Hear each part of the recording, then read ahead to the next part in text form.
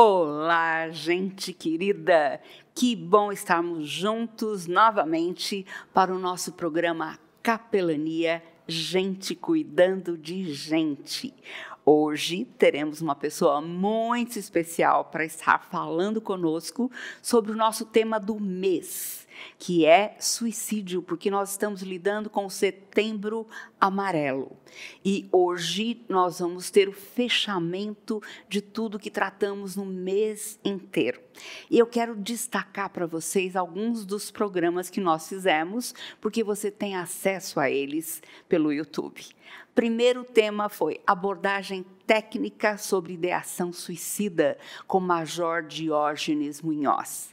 E ele diz: suicídio é a concretização da falta de sentido da vida, é o ápice de um processo de morrência. Ele costuma ser construído por alguém que está definhando existencialmente, que deixou de acreditar em sua própria capacidade como ser humano, de transformar a dor em amor. Essa foi uma afirmação de Carolina Ojima em um artigo da Daniela Carrasco. Nem toda pessoa que se mata tem depressão. No mundo, há um caso de suicídio a cada 40 segundos, somando cerca de 800 mil mortes por ano. No Brasil, 32 pessoas cometem suicídio por dia. O nosso segundo tema foi abuso sexual e suicídio, com a Nívia Fernanda. E eu trago aqui dados do Ministério da Saúde que dizem que mais de 70% dos casos de abuso infantil acontecem dentro da sua residência. O professor é um adulto que pode perceber esse tipo de situação, seja por uma marca física, por uma mudança no comportamento ou até mesmo por uma denúncia feita pelo seu aluno, pela criança. Sem ele, hoje, com as nossas aulas virtuais, essas vítimas estão sendo impossibilitadas de se encontrar com alguém fora do ambiente familiar, afirmou Luciana Temer numa entrevista à BBC News Brasil.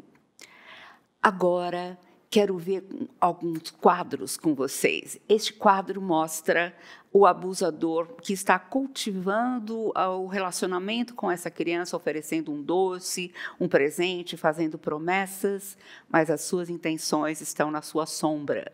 Aqui, dados sobre a violência sexual contra crianças e adolescentes no Brasil. E é estarrecedor. Quantas situações difíceis. O próximo foi drogadição e suicídio. Problema de drogas e álcool induzindo ou exacerbando o potencial suicida na pessoa que está pensando nisso. Suicídio é o desfecho de um processo, muitas vezes influenciado por transformações mentais, transtornos mentais, abuso de álcool e outras drogas. Uma pesquisa recente mostrou que jovens com histórico de internação hospitalar devido ao uso excessivo de álcool e drogas ou por envolvimento em violência têm risco 5 vezes maior de tentar o suicídio na semana seguinte. O próximo tema foi acolhimento às famílias sobreviventes do suicídio, com a doutora Luciana Zombini Randa. E como sofrer, esse slide mostra para a gente o trabalho que a Luciana faz em Marília, o grupo de acolhimento aos sobreviventes enlutados pelo suicídio em Marília. Um trabalho excepcional, dificílimo, que tem poucos no Brasil. E como sofrer e, ao mesmo tempo, justificar o que aconteceu. Um enlutado passa por vários sentimentos e, ao mesmo tempo, a dor, a raiva, a vergonha, o vazio, a culpa se mesclam. Um trabalho que é feito atualmente pelos profissionais, como, por exemplo, psiquiatras e psicólogos, e o acolhimento desses enlutados com o intuito de trabalhar com eles esses sentimentos e fazê-los continuar e assim prevenir sequelas que esse luto está trazendo, vai ajudá-los muito a elaborar todo esse processo.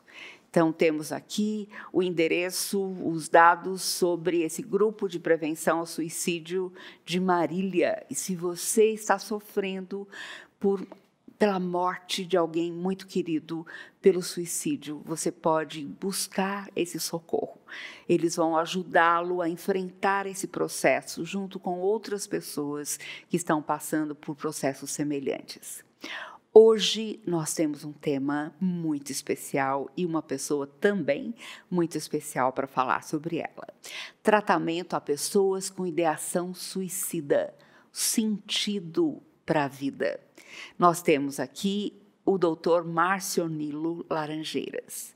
Dr. Marcionilo é um amigo recente, mas muito querido mesmo. Ele é um médico psiquiatra e, ao mesmo tempo, um clínico geral.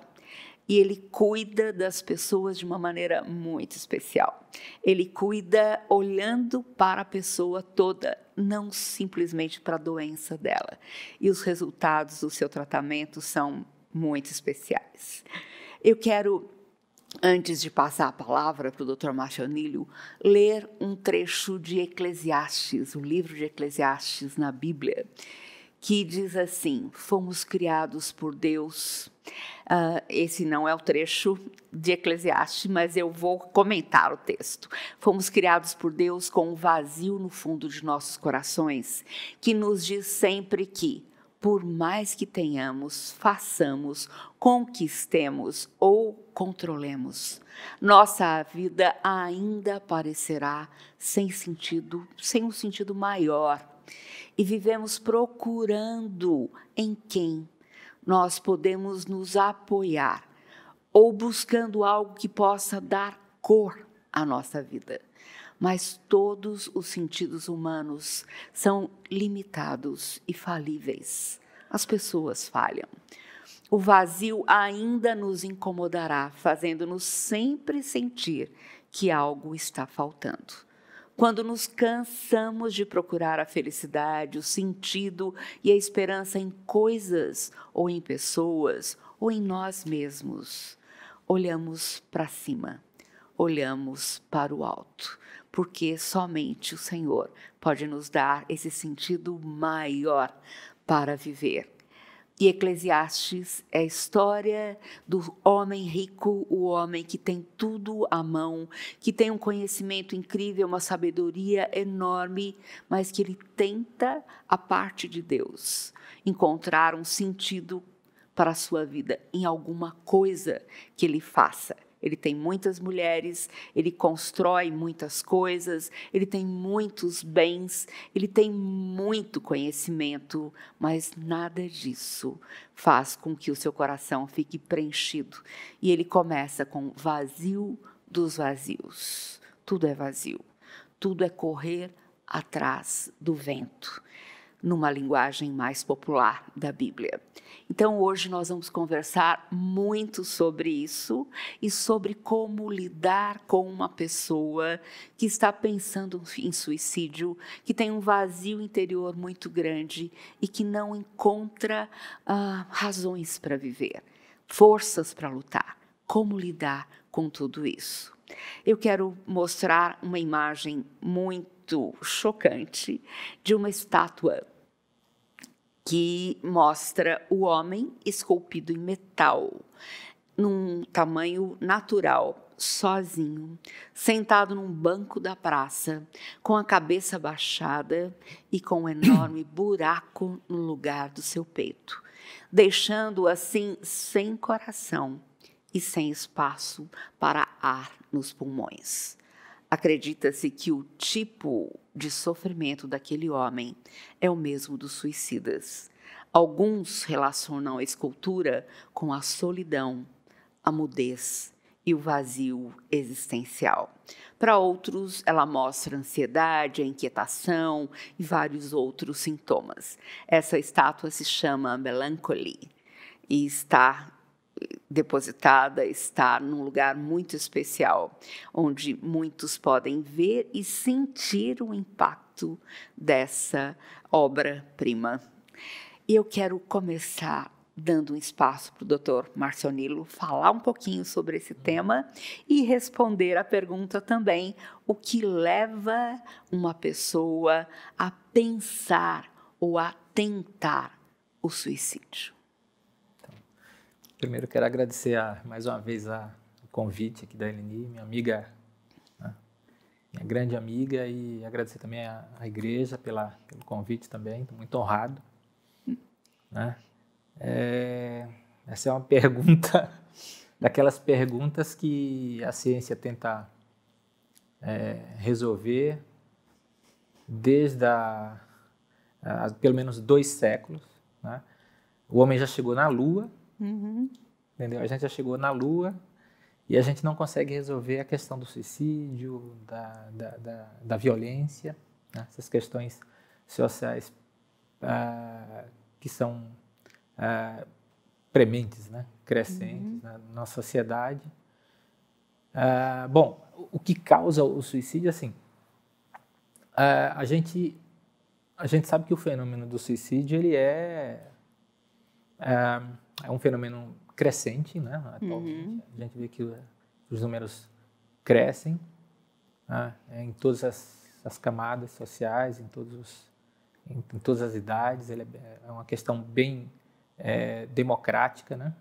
Está em todos os ambientes e a gente sabe que o suicídio, como foi falado aqui, até pelo o pessoal lá da abordagem técnica, né, do bombeiro, é o ápice mesmo, uma situação, suicídio é uma situação limite, que alguém que chega a esse ponto, ele acha que não tem sentido nenhum, né, que perdeu todo o sentido de vida. Mas a gente vê que isso não começa, esse fenômeno do suicídio, ele não começa, né, naquele momento. Você vê que tem existe uma história, né? Existe também uma história que também é mais do que pessoal. A gente sabe que a causalidade, né? O que se estuda a causalidade, a gente tem fatores genéticos, né? A gente se encontra na família vários suicídios na família, em várias linhagens da família, e existe uma agregação genética na família. A gente sabe que também essas mesmas famílias que têm casos de suicídio também são famílias que têm uma tendência à disfuncionalidade. A gente vê situações muito complicadas, dificuldades, abuso na mesma família, a gente vê agressões na mesma família e outros casos de suicídio, doença mental na mesma família. A gente encontra também traços culturais. Por exemplo, em algumas culturas o suicídio ele é uma saída honrosa considerado para pessoas que fracassaram em quase em tudo. Né? A gente encontra também traços, né? A gente vê que durante a história de um indivíduo em si, você encontra várias histórias complicadas, perdas, abusos e tal. Quando a gente observa de forma mais geral um paciente que desenvolveu suicídio, você vê fatores psicológicos associados, né? Um paciente que tem aquela desesperança crônica, alguém que desenvolveu, que passou por situações complicadas, com perdas e de perdas de vários tipos, de emprego, de pessoas importantes na família e aquela desesperança crônica. A gente, muito frequentemente, a gente encontra depressão associada, entendeu? Então tem um componente cerebral, biológico importante. A gente vê na história também desses indivíduos uma longa história de doença crônica, doenças graves, diabetes, com muito diabetes grave, pacientes com sequelas de AVC, pacientes com dor crônica é importante. A gente vê também uma tendência à agregação desses pacientes em minorias sociais, assim, a gente vê mais entre índios, a gente vê mais entre pessoas de minorias oprimidas pela sociedade, as pessoas mais pobres também. Outros fatores que a gente encontra em suicídio também, por incrível que pareça, são as pessoas que moram em zona rural. Uma tendência, a gente acha que morar em cidade, essa coisa do estresse e tal, mas a zona rural, proporcionalmente, né, pela população, a gente sabe que tem uma população que se agrega mais, uma densidade demográfica maior em cidades, né, mas a gente sabe que em interiores, em zonas rurais, os pacientes também se matam muito, né? Sim, eu vi isso na China. Exato, até por acesso também a meios, né? Você tem acesso a veneno, a venenos relacionados a plantações, né? E a gente encontra também em algumas profissões específicas. Militares e médicos, né? Eles são do grupo de risco, então a gente tem que ficar atentos, né? A gente tem que prestar atenção. Então, é uma avaliação, a gente vê que existe uma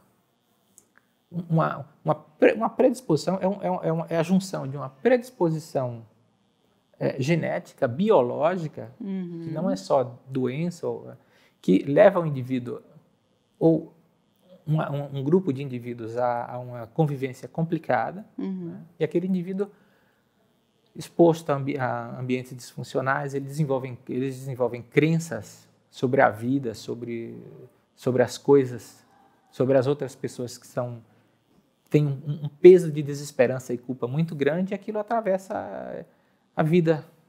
São indivíduos que atravessam a vida, né? Com esses quadros e desenvolvem mais para frente depressão. Essa é uma história comum.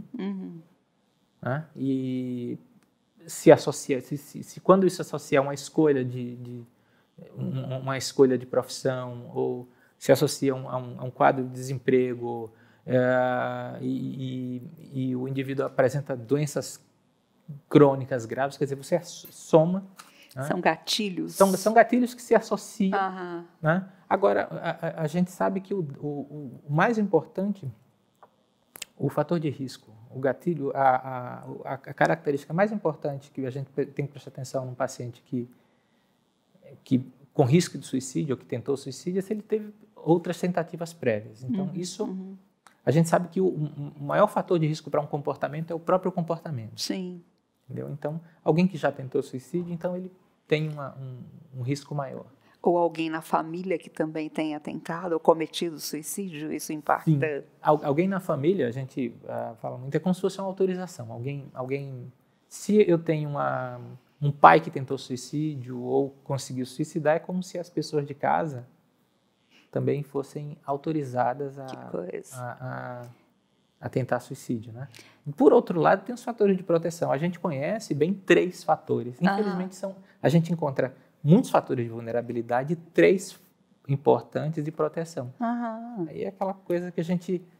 um pouco do que a gente conhece de forma leiga, mas é o que faz importante. É família. A gente vê, as pessoas têm uma rede social, uma família forte.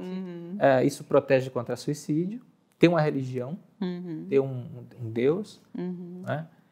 E mulheres em estado grávidas, elas também estão sob... Existe uma proteção. Ou com filhos pequenos também? Basicamente grávidas. Esse estudo mostrou que as grávidas estão mais sobre... Eu acredito que sim, né? A gente deve extrapolar para os filhos, né? Que existe uma questão aí muito vital, né?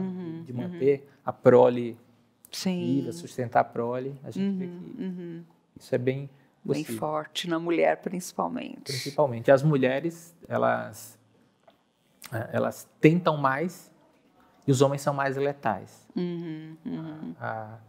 Um dado importante também de estudos científicos, de alguns estudos, até de inquéritos populacionais, é que metade das pessoas, na maioria das populações estudadas, assim, em vários lugares no mundo, metade das pessoas, em algum momento, lifetime, né, em algum momento da vida, já pensou seriamente em tirar a própria vida. Quer dizer,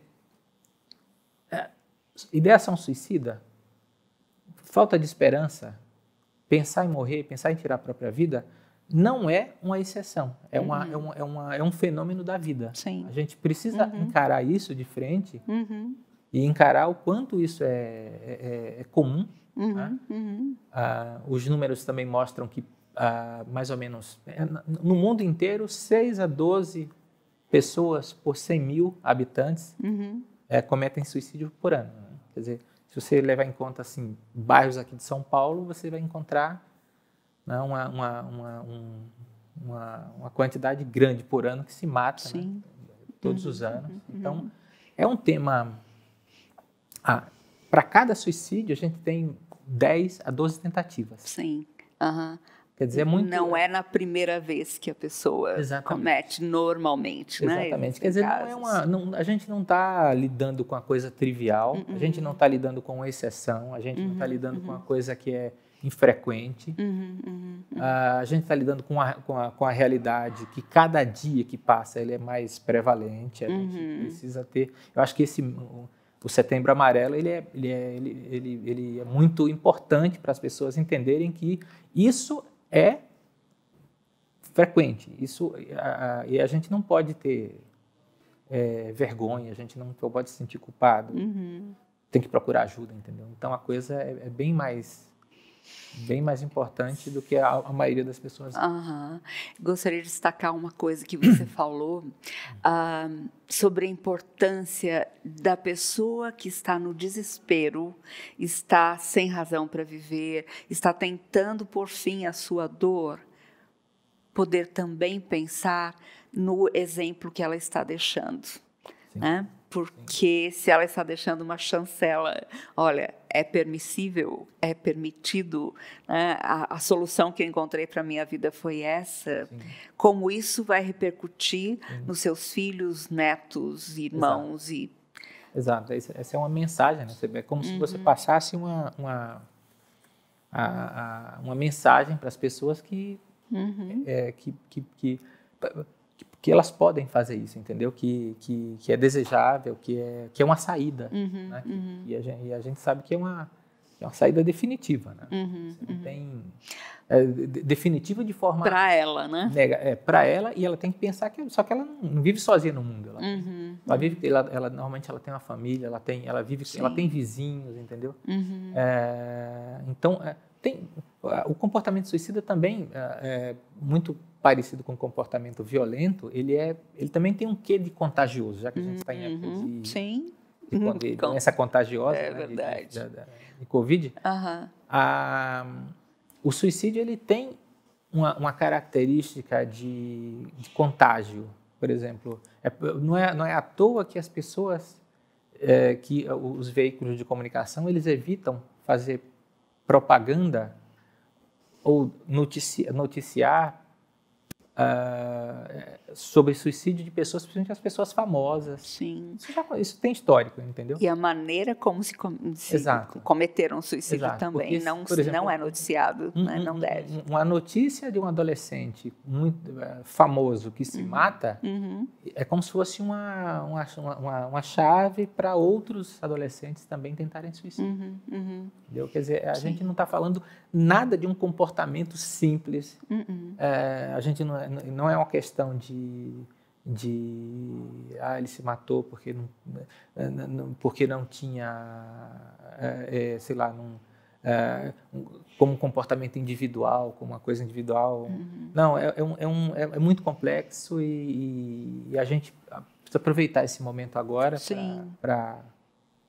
para se conscientizar, né, como sociedade, que a gente tem que a gente tem não falou, mas a gente tem uma endemia aí, né? A gente não tem uma pandemia. Pandemia pode ser, a gente pode até dizer que isso no mundo inteiro, mas não tem. Mas a gente tem uma endemia, a gente tem casos que se repetem, o número de casos todos os anos, muita gente morre, muita gente continua morrendo, Eu acho que a gente tem muito pouca noção dessas coisas como sociedade. Deveria ser mais falado. Sim. Existe uma orientação para a divulgação que a imprensa faz de um suicídio, ou de pessoa famosa, ou da maneira como a pessoa cometeu o suicídio, para não incentivar outras a seguirem o mesmo caminho, né? E outro fator importante, a pessoa acha que ela resolveu o problema dela, tirando a dor que estava consumindo a sua alma, mas ela deixa uma dor permanente em todos os seus queridos.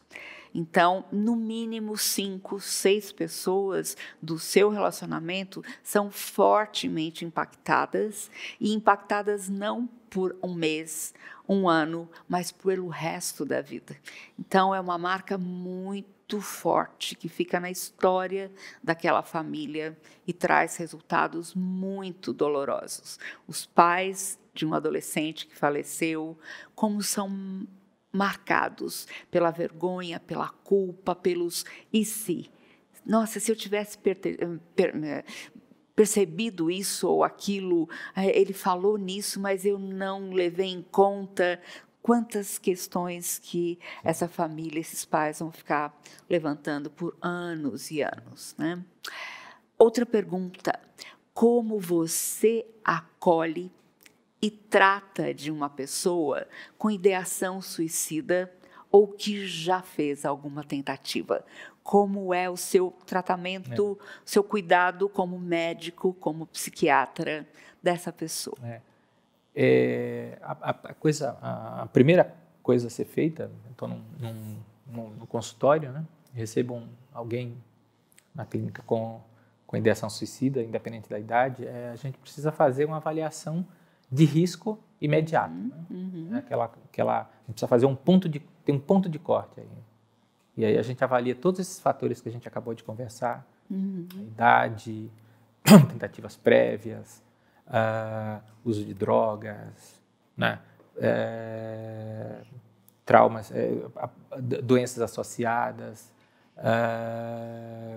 se ele pertence a minorias que o predispõem a esse tipo de coisa, se ele tem um cultural, se ele tem uma família que o predispõe. Então, a gente precisa avaliar, a gente faz uma avaliação muito complexa, né, do quadro, e a gente avalia. Não, esse paciente ele precisa de uma abordagem intensiva hospitalar, ou você pode mantê-lo ainda sob um acompanhamento ambulatorial intensivo. O que eu falo de ambulatorial intensivo é aquela coisa de ele precisa ser visto umas 2 vezes por semana, a equipe faz contato com esse paciente, mantém um contato com a família. A gente até relata assim, se ele não vai internar, para você ver que a gente avalia o paciente, mas toda a família precisa participar. Não existe, mesmo com um paciente com risco leve de suicídio, se ele não tiver uma família, a gente vai mandar para internação. Sim. Entendeu? Se ele tem família, é uma família que dá suporte, você precisa avaliar se a família dá suporte de fato. Então, você diz assim para o paciente, você vai fazer uma internação domiciliar. O que é uma internação domiciliar? Bom, a gente convoca a família, eventualmente um amigo, uma pessoa próxima. A ideia é não deixar essa pessoa sozinha 24 horas. Até a próxima consulta, até o próximo retorno. Então, quem vai ficar com esse paciente, normalmente precisa ser adultos. Ninguém vai colocar um adolescente ou uma criança para cuidar de alguém que tentou suicídio. Não, um outro adulto capaz, responsável, que cuide daquela pessoa, que tenha, de preferência, que tenha uma autoridade sobre aquela, né? Uma mãe, um pai, um irmão mais velho, alguém que possa segui-lo. Então, o contato a manutenção, é ombro a ombro. Você fica, entendeu? Você fica de ombro a ombro, não precisa falar nada, ninguém está pedindo para nenhum familiar fazer psicoterapia, é só a companhia, entendeu? É só o conforto, está ali do lado, a gente vai prescrever as medicações Na maioria das vezes é depressão, 80%, 90% das vezes tem um quadro de depressão que vai melhorar em 2 semanas, entendeu? Quer dizer, esse segmento precisa ser feito porque a gente sabe que o suicídio é uma saída péssima, né? Uma coisa que pode ser... Às vezes o indivíduo chega mais com uma tentativa de melhorar um desconforto do que se matar. Ele está querendo não sofrer tanto. Sim, sim. A questão é, eu não quero sofrer tanto, não é que ele queira se matar. Na maioria das vezes não é. Entendeu? Então, a gente faz esse segmento, a família, com a família junto, com contato, né? E o paciente vai retomando e na maioria das vezes a gente tem, na maioria das vezes o quadro se resolve em ambulatório mesmo. Agora, quando você não encontra um suporte social, ele não tem amigos, não tem a família, mesmo um quadro leve a moderado, a gente encaminha para a hospitalização. E aí ele vai ficar, de fato, sob internação, com auxiliar de enfermagem, ele vai chegar na internação, vai ter que tirar todos, ele vai ter que ficar vigiado, porque ele tenta suicídio na própria internação. Sim. E aí a família também precisa participar, porque ela acompanha durante o tempo de internação. Acompanha no hospital, ela acompanha... ela precisa se reunir com a equipe para elaborar um plano para deshospitalização. Normalmente a hospitalização dura, sei lá, 2 a 4 semanas, não é uma coisa de longa data, bem, né? Então, tem muito que fazer, entender, por esse paciente. É uma abordagem bem complexa. E eu estou olhando aqui no meu celular, porque eu estou esperando por participação dos nossos ouvintes, do pessoal que está conosco aqui. Então, você pode mandar a sua pergunta, a sua consideração, porque nós vamos estar ligados aqui em você também. Dr. Marcionilo, você gosta muito de falar sobre ACT.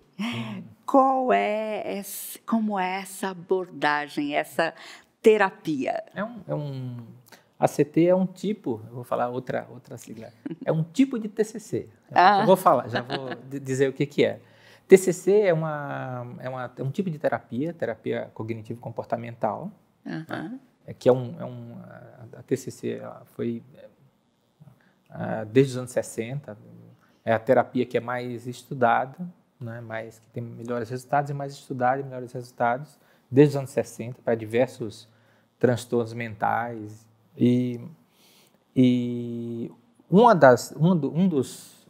A TCC é um guarda-chuvas de vários tipos de abordagens. Uma das abordagens é a ACT, que é a terapia de aceitação e compromisso, que utiliza técnicas de TCC e tal. E ela tem alguns princípios, né, como é que ela se diferencia. A gente busca em TCC sempre manter o paciente no aqui e agora, no presente, né? Mesmo quando existe uma interferência, culpa com coisas que aconteceram no passado, ou é um paciente que tem preocupação com o futuro, entendeu? A gente utiliza técnicas para manter o paciente em contato com o aqui e agora, né? Técnicas comportamentais,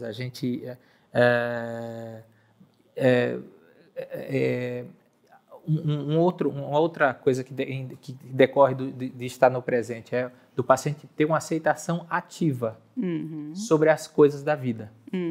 Essa aceitação ativa, que é uma das coisas mais importantes da ACT, é aceitar, inclusive, o sofrimento.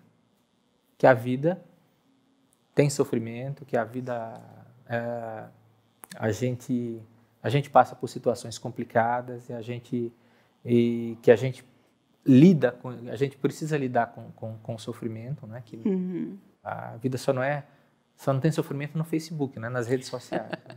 Mas a nossa vida é uma vida difícil, mas também tem seu lado bom. A vida também, a gente tem muito a agradecer pelas coisas da vida. Quer dizer, é uma decorrência de você estar no presente, de você estar aqui no aqui agora presente, é justamente aceitar que existe inclusive sofrimento, que é como se fosse uma decorrência desse primeiro princípio. Um outro princípio que é muito central, que para mim é a coisa que é mais interessante, assim, é a busca de valores, que é isso que a gente vem, que o tema hoje é sobre sentido de vida, né? Então, durante essa terapia, a gente busca, a gente encaminha o paciente, a gente está junto do paciente num processo de busca de valores. Quais são? O que é mais importante para você? O que faz sentido para você na sua vida? O que é mais importante para você? Entendeu? Então ele vai em busca disso, do que é mais importante. Normalmente, quando a gente encontra algum sentido para a vida dele, normalmente não tem a ver com ele. Normalmente tem a ver com outras pessoas, tem a ver com sair dele, tem a ver com coisas maiores que ele. Né? Relacionamentos, vínculos. Relacionamentos. Agora, tem uma coisa que é importante. Muito frequentemente, a gente busca sentido, e algumas pessoas não encontram sentido, mantêm a busca de sentido, mas não encontram. Até porque a gente, como ser humano, até como... A gente é buscador de sentidos. A gente, não que exista sentido, porque a gente sabe que um sentido maior faz parte do ser humano também buscar, justamente porque ele não tem sentido, porque a vida não tem sentido nesse. Então a gente busca uma coisa maior, e aí é que entra a questão da religião. Né? A gente precisa, no sofrimento, que é essa coisa na questão do ser humano, a gente sabe que uma das coisas que causa sofrimento é essa falta de sentido.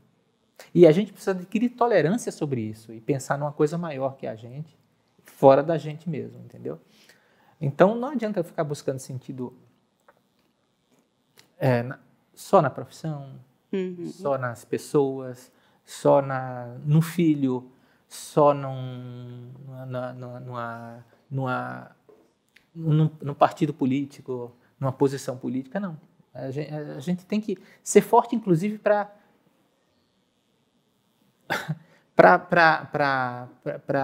andar pelo deserto, entendeu? Aquela coisa do deserto, de saber que vai sair alguma coisa né, que boa então, em meio ao caos. Meio ao caos, exatamente. Por último, depois de você... É um processo que é complexo. Por último, a gente... por último, fazendo parte, né, esses princípios eles são circulares, a gente vai e volta por eles. Por último, a gente ação comprometida, esse é um princípio. O que é isso? Se você encontrou algum sentido na sua busca, ou se você não encontrou nenhum sentido, mas pelo menos as coisas que são importantes para você, você precisa manter. Então, você precisa ter um compromisso com o seu melhor. Mesmo com o que você tem de melhor, entendeu? Então,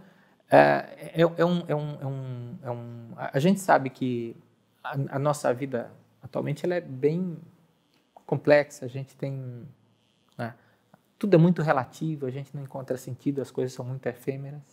Então, a gente tem alguma coisa, algum fator, a gente tem uma firmeza de caráter e um fator que nos segure e agir em cima disso, né? Não só se sentir bem tal, ou se sentir mal, mas que a gente haja no nosso dia a dia com esse sentido, com essa coisa maior que a gente encontrou. Isso é muito terapêutico, entendeu? Então, é uma terapia que cai muito bem para esse momento agora que a gente vive. Essa coisa de falta de sentido, tudo é relativo, as coisas são muito soltas. Então, é um ramo da terapia que me chamou muita atenção. Muito interessante, muito interessante. Eu gostaria de ler partes do Salmo 42, porque ele retrata um homem que era um rei, o rei de Judá. Um homem bem-sucedido, um homem com tudo ao seu dispor e que havia feito uma grande limpeza moral entre o seu povo. E, de repente, ele tem uma doença. Ele pega uma peste. Ele é contaminado por alguma coisa desconhecida e ele fica muito prostrado. porque ele está caminhando para a morte.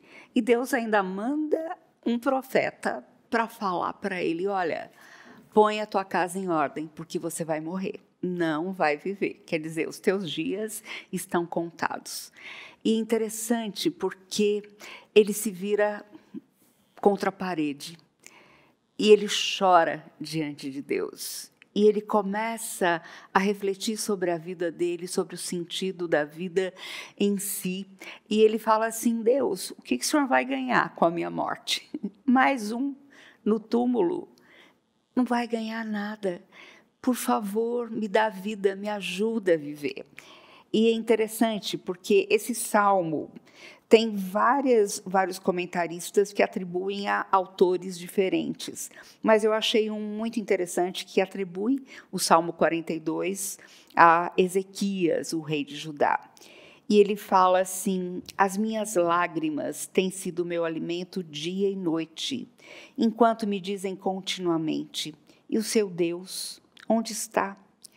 E daí ele se volta para si mesmo e ele olha para a sua alma e pergunta: por que você está abatida, minha alma? Por que você se perturba dentro de mim? Espere em Deus, pois ainda o louvarei. A Ele, meu auxílio e Deus meu. Sinto abatida dentro de mim a minha alma, lembro-me, portanto, de ti. E é interessante porque ele coloca aqui uma palavra que mostra um sentido maior do que o sentido que nós procuramos na própria felicidade, em realizações pessoais, em pessoas, em cursos e formações e realização de sonhos, em riqueza, porque ele fala assim: a minha alma está abatida, espera em Deus. Vem uma esperança, não numa religião, não em dogmas, mas num relacionamento vivo com Deus. Porque ele crê que este Deus, que é o seu Deus, vai lhe dar razão para viver, vai lhe dar forças para lutar, vai dar sentido à sua existência. E sendo para a morte, eu trabalho muito com pacientes em cuidados paliativos e tem sido interessante porque não é porque a pessoa está gravemente enferma, caminhando para a morte, que ela entra em depressão. Sim. Muitas não, ou grande parte não.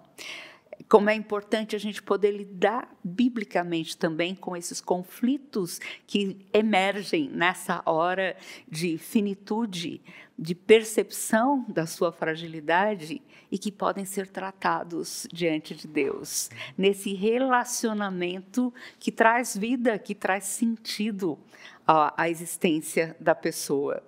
E foi interessante ver um autor chamado Viktor Frankl, criador da logoterapia, que ele foi um prisioneiro, um médico judeu, neurologista, prisioneiro no campo de concentração de Auschwitz, e ele descobriu que as pessoas que tinham razão para viver tinham maior fôlego para enfrentar qualquer condição.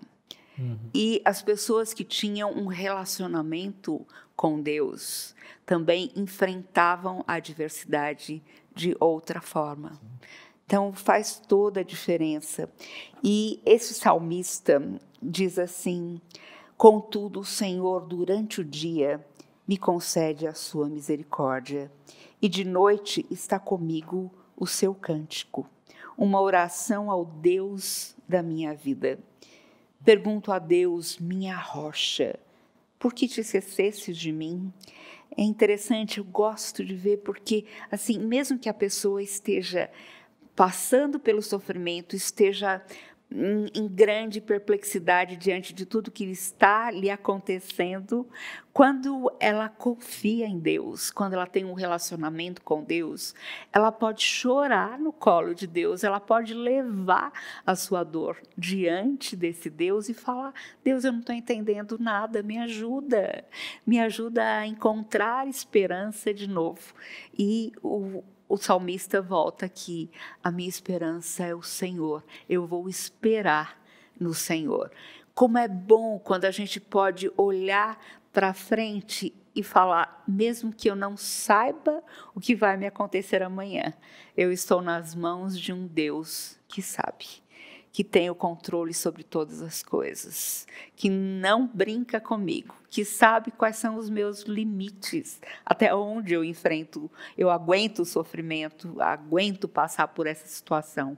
E Ele coloca um apoio, um suporte para mim, para que eu não seja provado além das forças que Ele mesmo me dá para vencer tudo isso. Ele me dá sentido à minha vida. Outra pergunta: como uma pessoa leiga pode ajudar a detectar, prevenir e aconselhar na ideação suicida? Essa é outra. Perguntinha boa. Essa é outra pergunta daquelas. Então, eu acho que, por exemplo, eu acho que a grande coisa, a grande virtude do Setembro Amarelo é chamar atenção para esse tema, para as pessoas que não têm, né, para as pessoas leigas, para as pessoas que não são os não profissionais, para as pessoas de forma geral, é de entender que essa desesperança não é uma coisa de gente que está doente, com depressão, ou desesperança que perdeu tudo, que é entendeu? A desesperança pode também aparecer em momentos onde você acha que você tem tudo na vida, entendeu? Que você está com que você tem todo o dinheiro do mundo, que você tem as melhores coisas, então de repente você pode achar que aquilo não faz sentido nenhum para você, entendeu? E tanto é que esse o suicídio é bem democrático, né? Então, essa é a primeira coisa, entender que a desesperança, a falta de esperança, essas questões são transitórias. A gente passa por situações difíceis na vida emocionais, entendeu? E elas não são o que a gente vê que são temporárias. A gente precisa entender isso, precisa suportar essas fases complicadas. É assim que funciona, é assim da nossa natureza, né?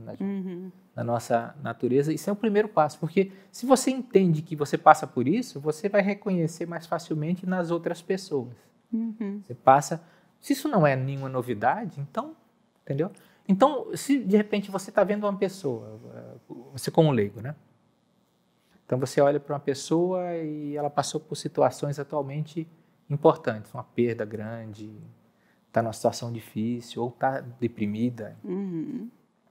Aí você precisa levantar, a sua luzinha amarela precisa estar acesa, entendeu? Em relação a isso. Então observa na família, de repente tem um caso de suicídio na família, ela tem de repente tem um diagnóstico importante, descobriu recentemente que tem câncer, entendeu?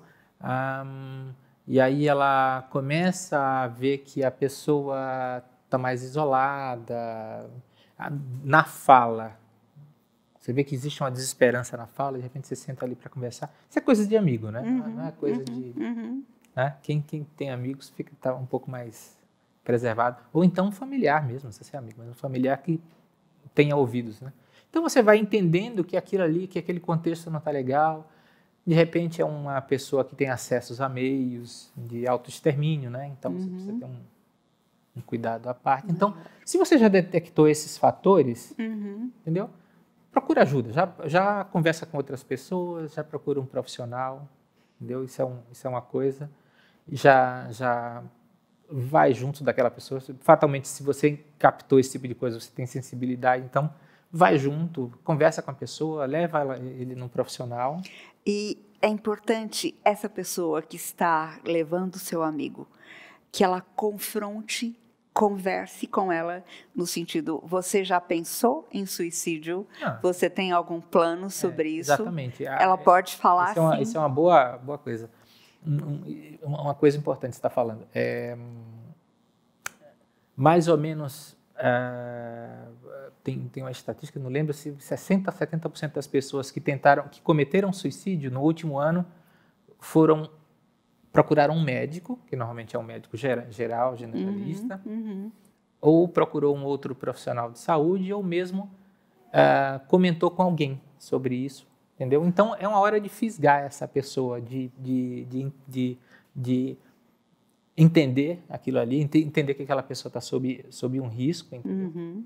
Então, é um momento que você não pode deixar passar, porque você pode estar salvando uma vida de uma pessoa, e você pode também, ao mesmo tempo, evitar um trauma psicológico a toda a família, aos vizinhos, entendeu? Então, é importante que a gente tenha esse ouvido, essa percepção, entendeu?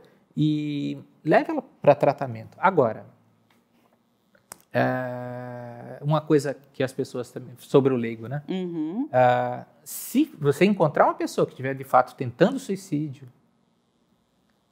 entendeu? Se ela tiver, por exemplo, sei lá, com remédio, tentou suicídio, tomou remédios, ou então está próximo de um parapeito querendo se pular, por favor, não, ou tiver com a arma na mão, principalmente, não tente intervir, busque ajuda. É a abordagem técnica do Corpo de Bombeiros, entendeu? O Corpo de Bombeiros tem essa... nem o médico, por exemplo, se eu estiver num ambiente onde alguém está tentando suicídio, eu não tenho propriedade. Eu preciso do bombeiro. Eu não vou me atracar com alguém que está com a arma na mão querendo se suicidar, ou eu não vou pular em cima de alguém, só se for no último caso, assim, me atracar com alguém que tá tentando pular pela janela, só se for uma situação muito extrema, entendeu? Ou segurar alguém. Mas isso também é uma coisa, se você tiver tempo de ligar para 193, né, que é o bombeiro, se você entra no quarto, se você chega na sua casa, um filho ou seu pai idoso está dentro do quarto e você não consegue abrir, e você tem esse feeling que pode estar acontecendo alguma coisa, chame o bombeiro, autorize ele a abrir a porta, entendeu?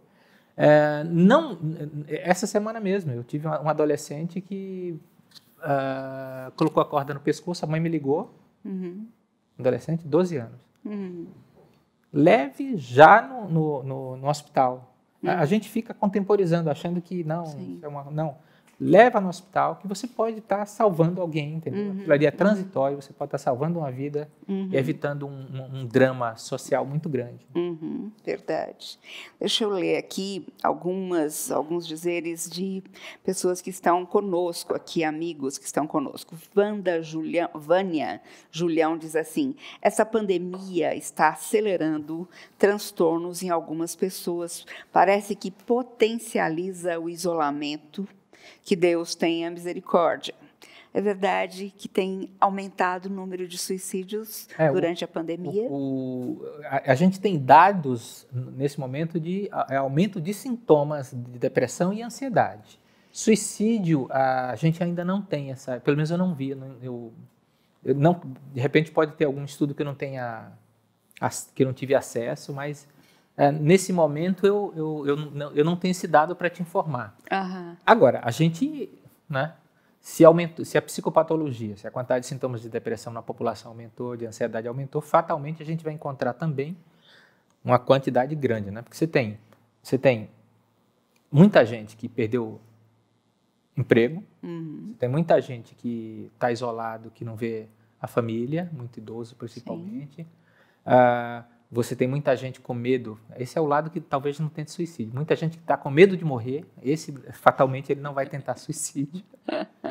Ele não vai trocar, não, eu não quero morrer do Covid, eu vou tentar suicídio. Acho que não é por aí. Acho que não. O ser humano é muito criativo, mas acho que não chega a esse ponto, não. Entendeu? A gente tem, então, vários fatores e essa incerteza de futuro, assim, é um ambiente... É um caldo de cultura muito, muito propício para suicídio. Né? Sim. Fatalmente, a gente deve ter números maiores aí mais para frente. A Nadir Carvalho pergunta: existe alta para um paciente em tratamento psiquiátrico? É o Nadir Carvalho, pastor Nadir. Existe alta para um paciente em tratamento psiquiátrico? De forma geral, sim, existe. Existe sim. Que bom. O transtorno psiquiátrico, ele é a gente tem que, né, diferenciar de uma vivência normal, né, da vivência normal. O psiquiatra, ele não está aí para tirar a tristeza, a ansiedade, né? Não é isso. Então, a gente lida com transtorno, com a depressão, com o transtorno de pânico, com os quadros que são... O nosso objetivo é diminuir, controlar a disfunção e a intensidade dos sintomas, para que a pessoa possa, de preferência que ela tenha aprendido, né? Passou por aquela crise, aprendeu, no melhor dos mundos, né? Que ela aprendeu a lidar com aquilo e que ela volte à vida dela com algumas lições para não cair novamente naquilo, né? Isso é o ideal. Então, na prática, a gente vê que 40% dos pacientes têm alta, entendeu? A doença psiquiátrica, isso em 3 anos, 2 a 3 anos, entendeu? Uma boa parte dos pacientes melhora após 6 meses e a gente dá alta, principalmente os que têm quadros de adaptação. Tem um luto, é um luto patológico, mas ele conseguiu lidar com aquele luto, já saiu, houve uma perda de emprego, ele já lidou com aquilo ali, está melhor. Depressões mesmo, se o paciente aprende começa a fazer exercício, começa a fazer meditação, começa a parar de se pilhar tanto nessa vida, de correr tanto atrás das coisas, ele muda a vida, entendeu? Muda o estilo de vida. E a gente tem muita alta, sim.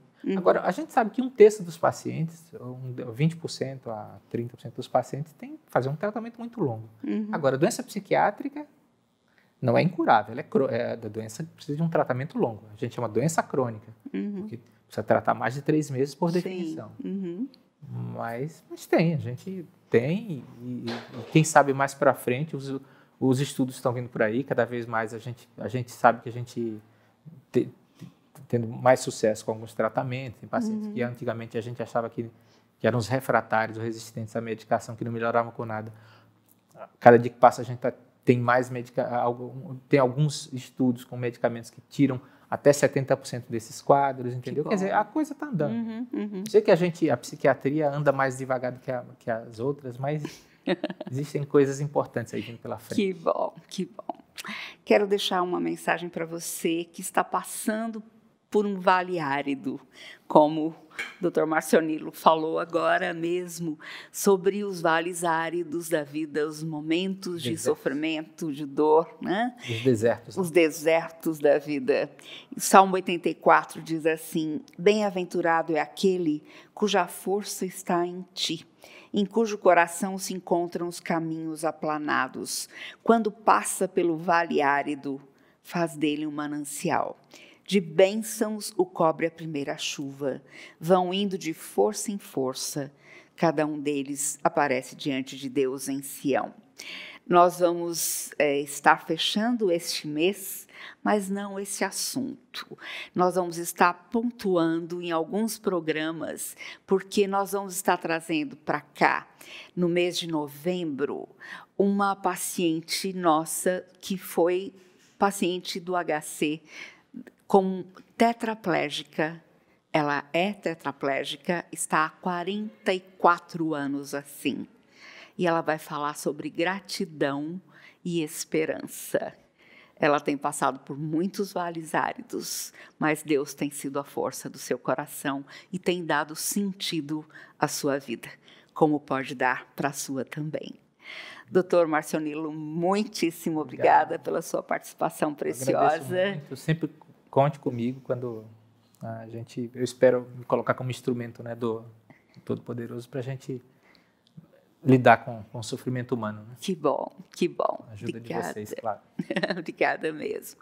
Deus abençoe a sua vida e até sexta-feira que vem no Gente Capelania, Gente Cuidando de Gente, com o Dr. Paulo Tsai. Nós vamos entrar no Outubro Rosa, falando sobre câncer. E o Dr. Paulo é um médico oncologista e radioterapeuta e também capelão. Muito bem-vindo. Até o próximo programa, se Deus quiser. Deus abençoe a sua vida. Tchau, tchau.